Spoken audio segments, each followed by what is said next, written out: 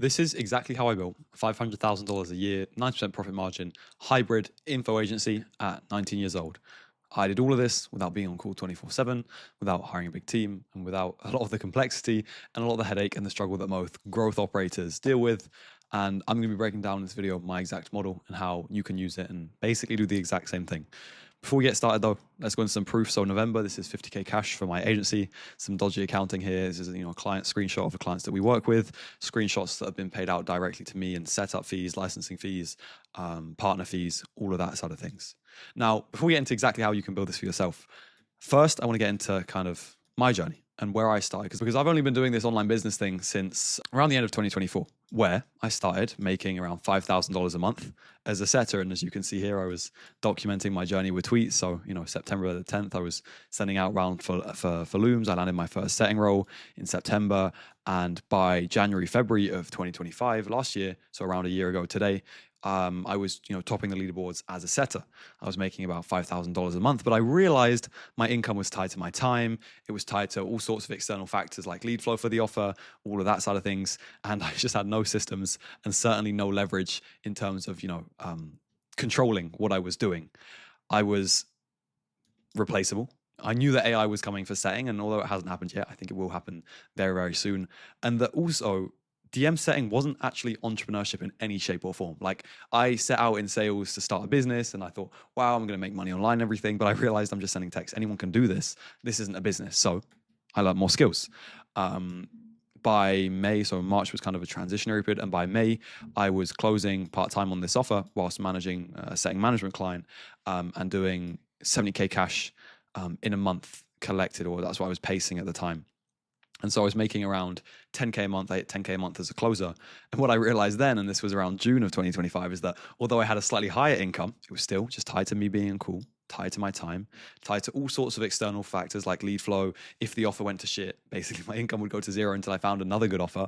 And I still had no systems or leverage or anything that made me make money whilst I wasn't working, right? And as much as I tried to kid myself and I told my parents, yeah, I'm making 10K a month, I'm started a school business, I wasn't a business owner. And I think a lot of people can relate to this. So I learned more skills and I realized I needed to be the operator. I needed to manage the sales team. I needed to build the funnel, because even as a closer for this offer, I was implementing different things. I was saying, we need this CRM different, we need this different. So by learning those skills and kind of finding people to help me and watching YouTube videos, I grinded outreach to sign my first kind of actual operating clients. And after a lot of work, after a lot of struggle, I did. So I had a big sales management client, which I was also kind of doing the marketing for and operating for, where we did 60K in the first 10 days of July 2025. This month we ended at about 150K. The next month we did, 260K.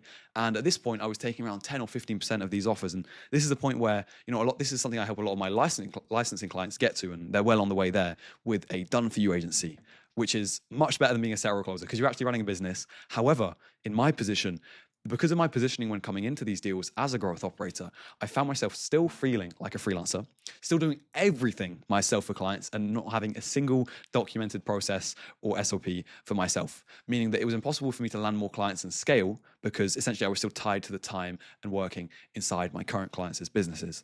And you can see, like, a tweet I made on August the 1st is that I'm feeling more like a freelancer than a business owner. And I was actually turning down clients or, not doing as much outreach to sign more clients so that I could make SOPs and set myself up for the long term. And like I said, the next thing that I did is learn more skills. You can see a pattern: learn more skills, learn more skills, learn more skills. So I started hiring, I started delegating, and this is into Q4 of 2025, and built SOPs on all of my systems and all of my knowledge inside of a Notion. And now that's in school, to the point where in November, like I said, I made 50K in a month, and December was about 35K. January should be around 40 to 50K, once again, having a hybrid info agency. Now, this is how my business looks today. I work done for you. Well, my agency works done for you for top 1% clients that I attract through my brand and through outreach and through my network for a revenue share, where we implement a bunch of different sales systems. The agency is called Full Stack.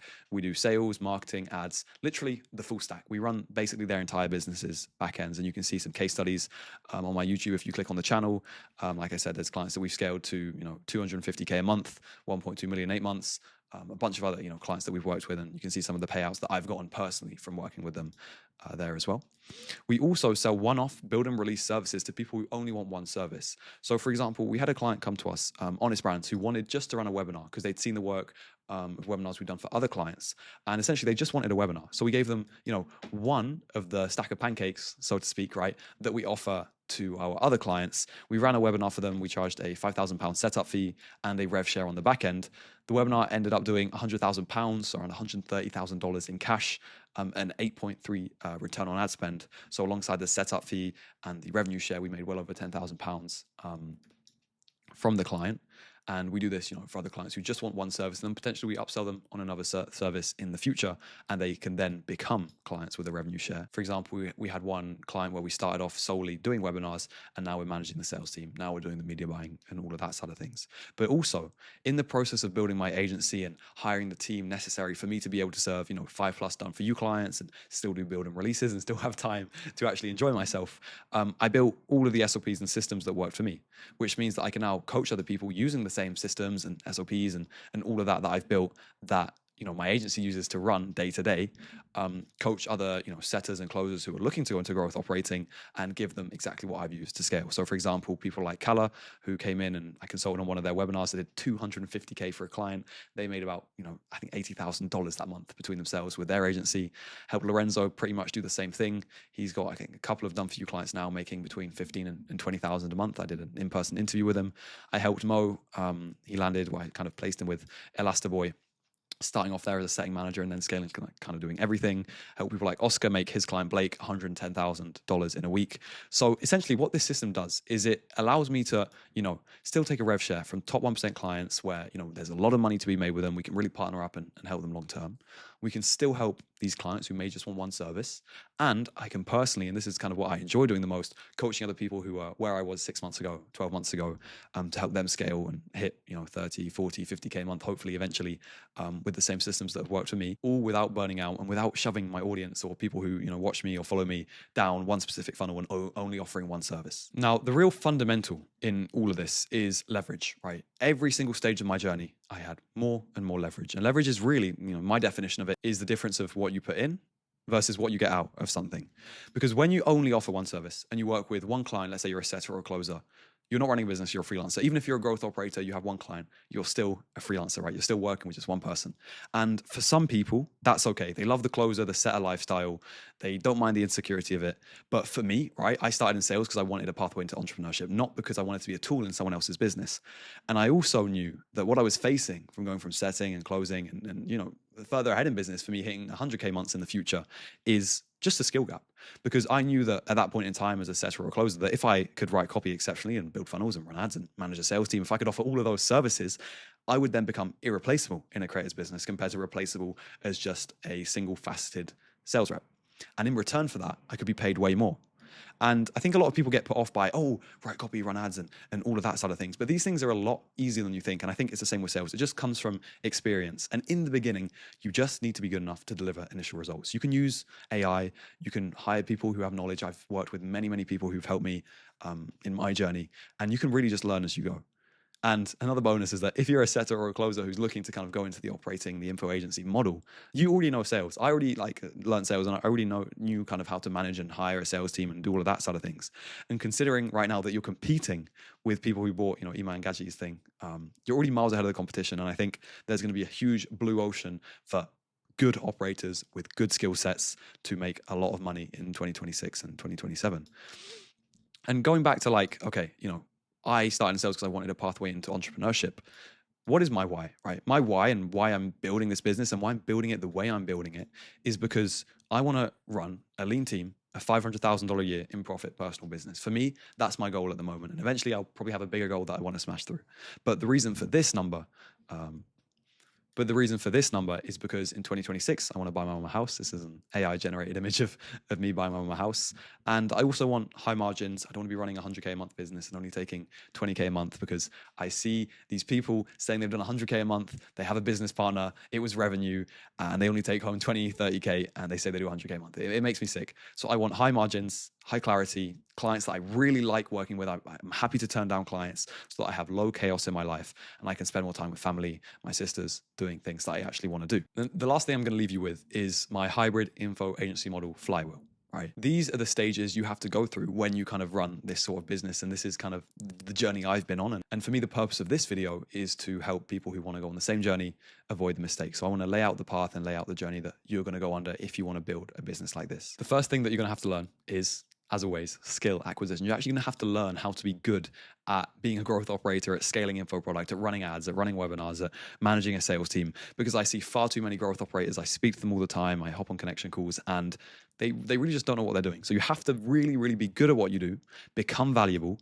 And when you're good at what you do, you won't have problems signing done for you clients. And obviously I have systems in place with my agency on how we sign a lot of clients and how I'm actually turning down most clients that, are interested in working with me at the moment. But when you're starting out, build your skills, sign done for you clients. Then with done for you clients, with good done for you clients, you should be able to get very good results. Once again, if you know what you're doing. So when you have good results and you know what you're doing, you'll get results, and then you have case studies and you can make content about them. You can make YouTube videos, you can make Instagram reels, you can make Instagram stories. And through that, you should be getting some traction. You might be able to find it a lot easier to sign more clients with the case studies that you have.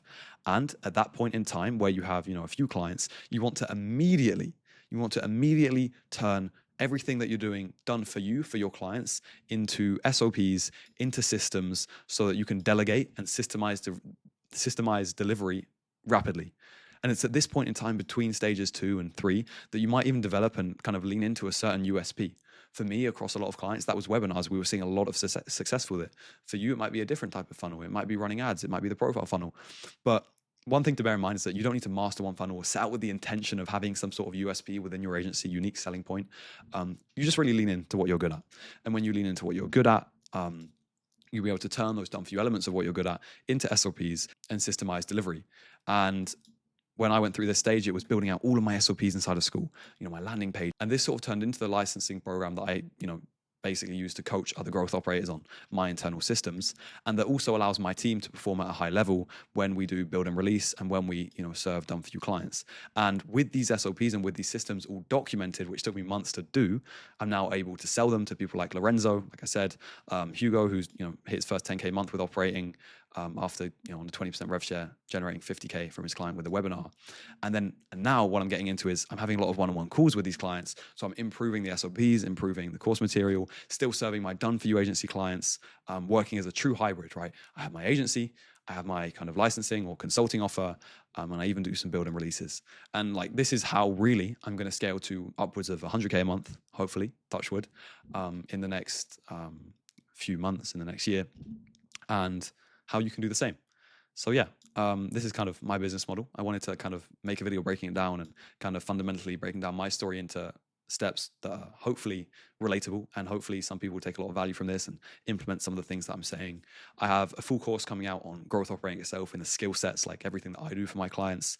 If you want to see some of the case studies that we've got, they'll be on my channel too. And if you want to, work with me one-on-one as a licensing client, there's a link for you. And if you're a coach who wants to work with me and partner to scale your coaching business, there's a link in the description for you too.